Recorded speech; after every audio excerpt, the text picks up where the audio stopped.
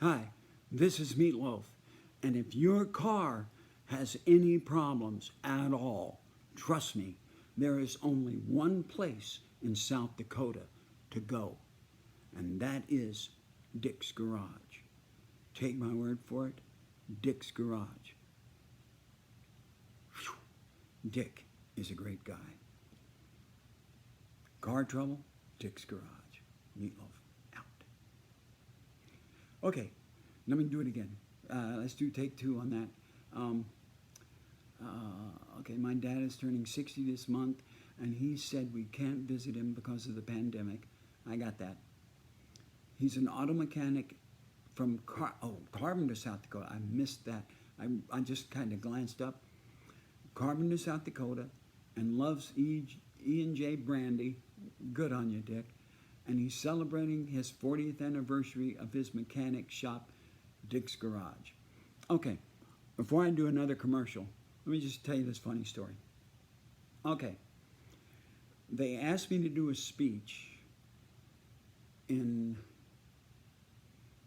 so Bill Clinton's second inaugural was 96. We played the number one, the DC Armory, which is the number one inaugural ball and the last place he visits. And he was great. Not going to say a lot for Hillary. In fact, I will. I'll tell you, Hillary would not say hello to me or anybody in my band. What is that about? Bill was fantastic.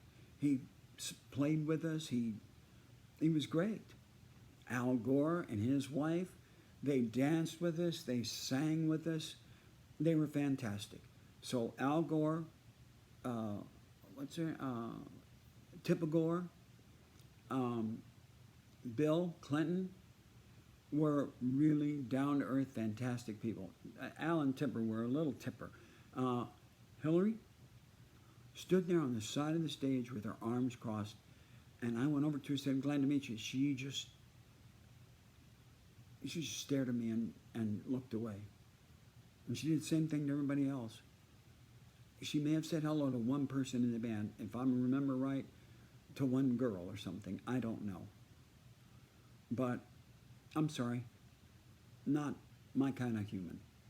So anyway, I did a speech at Oxford Union, and I followed Bill Clinton. They either do it every year or every 2 years, and it's usually all heads of state. It's a very rare occurrence that they have somebody other than a head of state. They might have some local English politician that's, has done something spectacular, or they might have a chancellor other than the head of state, and it's very rare that an entertainers, I won't tell you who they were, have asked to do it. They've turned them down. I didn't ask to do it. They asked me. I didn't know how prestigious it was until Bill Clinton did it, and then I checked it out. And I went, oh my God. So I worked a long time on my speech. And my speech, because my name's Meat Loaf, it's a little strange, I guess, to people, but not, just think of me in the Stu, Chuck, and Frank family, okay? And I'll tell you another story in a second. And then I'm going to do a second commercial for Dick's Garage. All right. So my speech, I put together 140 names that mean something else. Bill, the front of a duck, or something you get in the mail to pay your electricity. June, April, May, September, January Jones, Stu, Chuck, Frank, I can't remember them all now, Holly, on and on. There's on and on. On and on. And my closing line was this. And then there's meat. And it's a lot better than being called Dick. I hope you can appreciate that. It got a standing ovation, laughing out loud, and I already had them laughing, so that kind of set the bullet in them. That was the last bullet, the silver one, fired, got them right in the heart, and they laughed, and they stood up, and they applauded, and they came to me, and I did some other little press interviews for their newspapers, and they said to me, you know, Bill Clinton was here, and he didn't get a standing ovation. So I'm around Bill Clinton, and, you know, you have to, president, but there became a moment where it was just him and me, and we were talking. And I said to him, and I called him Bill, you know, Bill, you gave a speech at Oxford Union. I followed you. I got a standing ovation. You didn't. A sitting president of the United States, and I got the nerve to say that. Now, I've been around him 4 times, from, 97 all the way up to 5 times, all the way up to 2012, and every time, and sometimes twice, we've been alone in a room, and I talk to him like this, hey, Billy boy, how you doing, boy? You know what? I'm from Texas, so hook 'em horns. And he goes, the first time he looked at me very strange, and then he went, oh, well then, suey pig. And I said, that's it, Billy. And then somebody comes in the room. I said, well, thank you, Mr. President. I appreciate that. And he laughed, and I laughed. Seen him twice. Next time, I said, hello, Billy. He goes, hello, mate. Suey pig. I go, hook 'em horns. And then I went, I got a standing ovation, and you didn't. He goes, well, you know what? I'm going to go again. I said, well, go on. You think they're going to give you one next time? I don't. So anyway, we've gone around like that. And then he comes in, and it's Mr. President. And then the last time, I'd done a show. We go on early in the afternoon, sing a couple of songs. My voice was a little hoarse. And he goes, I can see, and he got up to do a speech. I said, well, I'm glad to see that Meat Loaf's getting older than I am. And I wanted to nail him for that, but I never could. So anyway, you got that line, you know about Bill, in front of a duck. And so let me do it again. Hi, this is Meat Loaf. And if you ever have car problems in Carpenter, South Dakota, you know where to go? You go to Dick's Garage, where you can get the best service in town. Dick will stand by everything he does, and I promise you that. You got car trouble? Where do you go? Dick's Garage. Meat Loaf sent you. There. That was not bad. That's the 15-second go.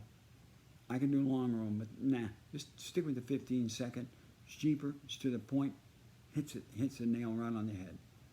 So now let's get back to Bill. Now, Bill, you're turning 60 this month, and it is very sad because of this pandemic. And I think I don't know whether it's a governor or some of the mayors in certain towns have locked it down, even though places like Nashville have opened wide open, and because everybody is being respectful of others, almost everybody.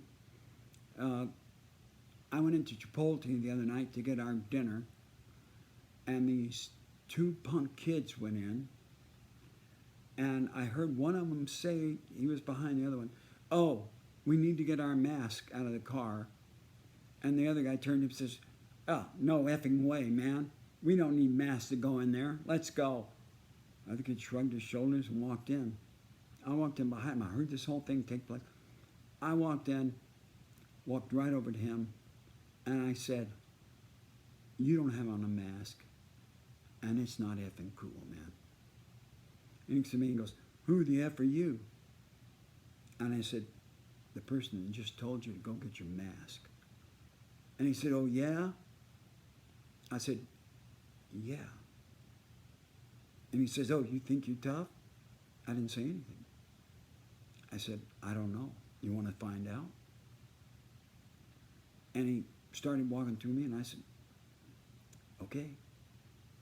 And then all of a sudden, you don't want to mess with me, even though I got a broken arm. No. And he backs off, and he goes over to the manager and says, this guy's, and I turned to the manager, I said, you know what? It says on your door, you're supposed to have a mask. You need to throw this guy out now. The manager looks at him, tells him to get outside. And he goes, no. And the manager goes, well, that's fine. Be glad the police aren't here. I thought maybe she'd call the police, but police wouldn't get there in time anyway. So she told him again to go out, and he said no. And he was over there. I said something like, do I have to help you out? He goes, oh, you got a bad arm. I said, you don't have to worry about my arm. You worry about you. And he started doing this. I said, oh, now I see what side of the fence your bread is buttered. And he stopped and got his food and just walked out real quick. And he turned around to see if I was following him. He really didn't want, no, don't want to tangle with me. Played too much football, boxed Golden Gloves. Didn't go to a karate class, but at one point in the 70s, I had a band that didn't mean anything because I wasn't serious about it. But we had a road manager that was a black belt in karate. And I just asked him things about, well, what's the quickest way to get out of trouble? And he told me what the quickest way was, and and I know. And if somebody wants to start with me, but I can never push them or touch them. They have to touch me. If they touch me, it's all over. And it's over in 10 seconds because of the karate guy. So anyway, Dick, I'm sorry to bring that up. It's just that I just have a hard time dealing with these people that have lockdowns when I'm sitting in Nashville watching it be open wide. They've now opened up downtown Nashville to a point. Everything is open in this state except Davidson County, and that's where downtown Nashville is. And that's too bad because they got places that are never going to reopen again, and that was a hopping place. It was so crazy, I wouldn't go down there. That's how nuts it was. They're going to open it back up gradually, and if people go down there and understand the perimeters of this disease, wear a mask, go in groups that you know are okay, then celebrate with that group, but don't go next to the other group. You'll be fine. The president got it, didn't he? Yes, he did. But, and he's going to be out of it. And I hope, and I know him. I got into a knockdown, drag-out, face-to-face brawl with that man. And I thought he was going to push me. Now, I didn't want to hurt Donald Trump, and I wouldn't have, but I would have ended it very quickly. But I really thought he was going to come after me, and all of a sudden he just backed away. And it was at the Emmy nomination committee thing. And, but I do hope people vote for the future and not the past. Because all these people that say, oh, he didn't do the right thing at the right time. That's like watching a football game on Sunday, then on Monday, because your team lost, going, the coach should have done that on that play, but he didn't. He didn't know to at that time. And if he did, he didn't do it. But that's a decision made at that moment in time. Now, you can sit back and question that moment in time forever and go, oh, he should have done that, and he should have done this, and he should have done that. But that person didn't know to do that, and you might have not made that decision, so shut up. And I do hope people vote for the future and not the past, because the beginning of the coronavirus is in the past. Everything that's been done up to today is in the past. What counts is what's going to happen in the next 30 days. In the next 90 days, is there a virus coming? I mean, is there not a shot coming, a vaccine coming? And that's possible. So by July of next year, this whole thing could be like history. Yeah, they'll still get cases of it, but it'll be weakened, it'll be less harmful, and that'll be in the past.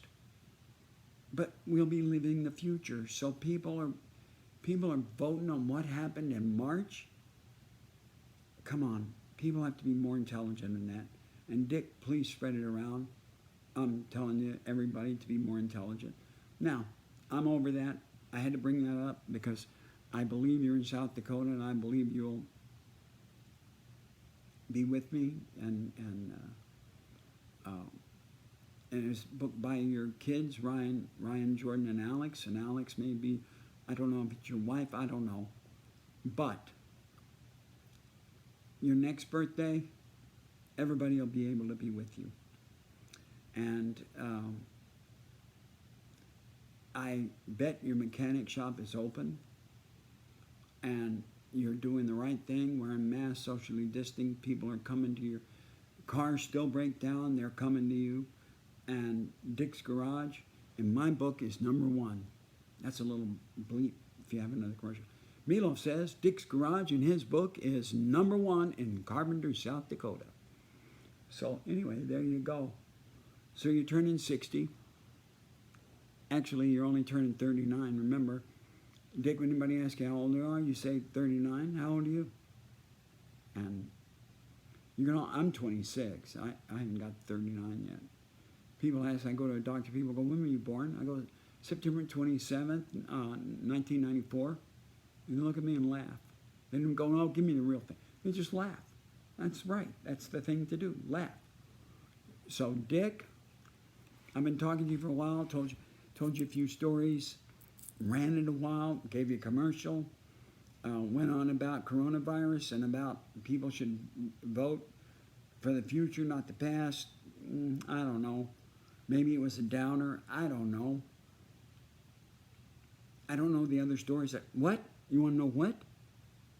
Okay, you got it, Dick. All right. How Meat Loaf came about. You got it. I was 4 days old. Count them. 4.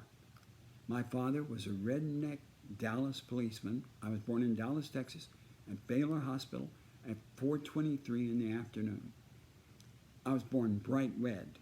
And back when I was born, my youngest daughter was born bright red, and they shoved her under some lights for a few hours. She was okay. Back when I was born, they didn't have the lights. You had to be in direct sunlight. But they didn't take you out into the yard so you could be in direct sunlight. They put you in a window.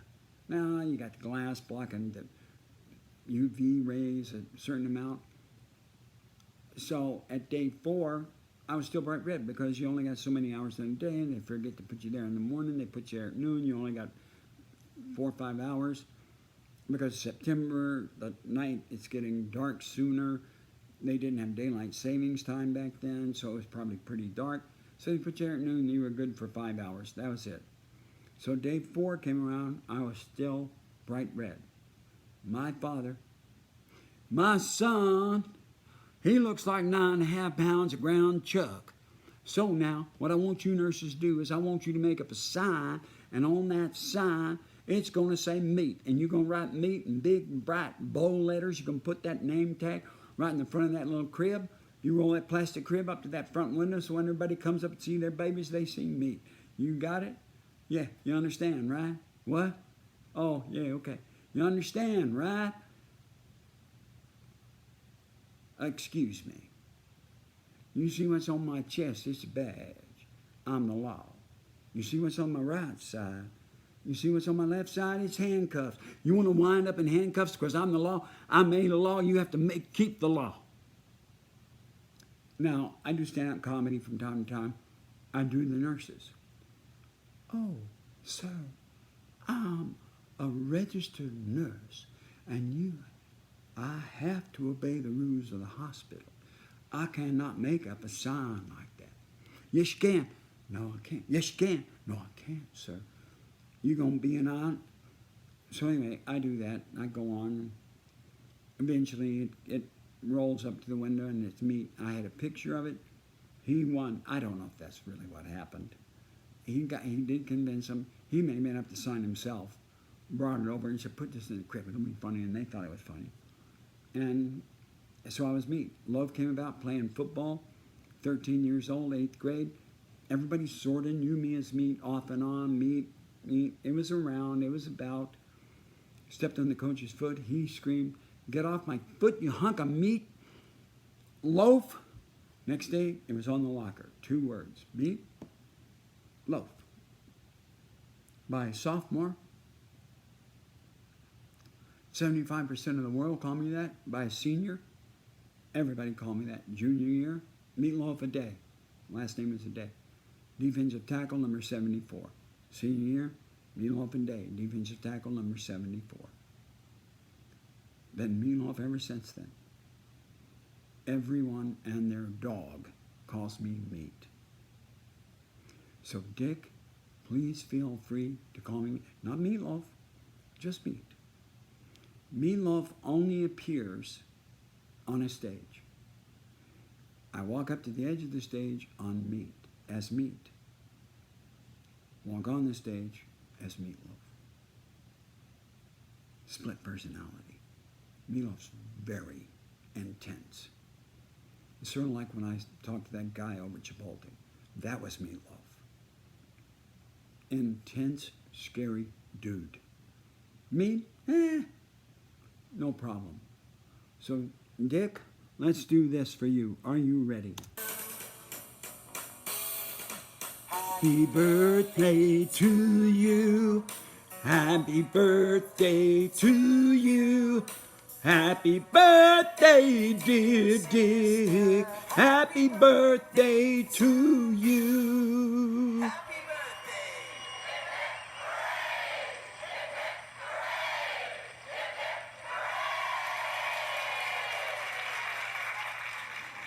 See, I told you, I'm corny as they can get. So I found that online, and I love the happy birthday, hip, hip, hooray, hip, hip, hooray. So I do that. I also have a bear that sings happy birthday that my daughter gave me for my birthday just a few days ago. And he sings. I won't start him because I can't stop him. But he sings happy birthday, and then he goes, let's blow out the candle. This lights up. And he goes on. So anyway, that's even sillier. But I won't do that one. So, Dick, I'm sorry they can't come to visit you, but...